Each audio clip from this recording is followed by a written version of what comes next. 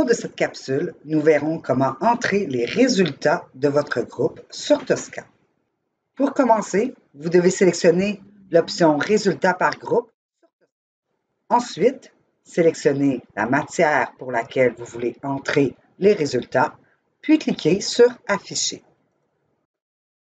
L'étape suivante consiste à compléter les cases dans l'entête de colonne. Dans la première case, nous mentionnerons la version de l'examen qui a été administré. Dans la case suivante, la date à laquelle l'examen a été administré.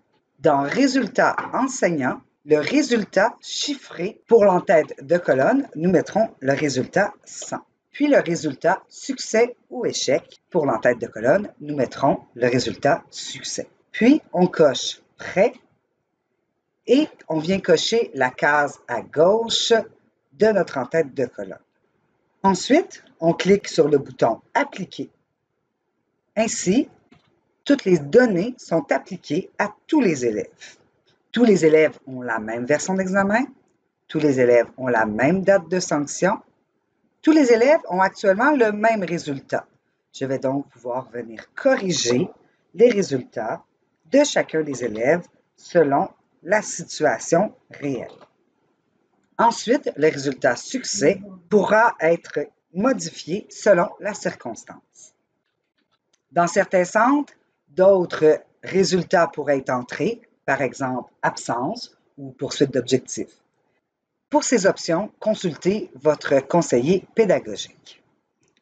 Lorsque vous cliquez dans l'entête de colonne Résultats, vous aurez accès à un menu détaillant tous les résultats possibles ainsi que leur code, leur abréviation.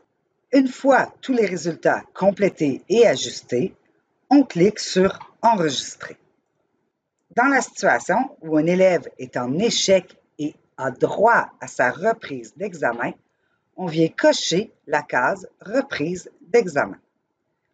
Lorsqu'on enregistre, une deuxième ligne apparaîtra pour le même élève qui nous permettra d'entrer la version de l'examen de reprise, la date de l'examen de reprise, le résultat chiffré de l'examen de reprise, puis le résultat final. On coche la case Prêt, puis on enregistre de nouveau. Lorsqu'un message en rouge est affiché au-dessus du formulaire, cela indique qu'il y a une erreur à corriger.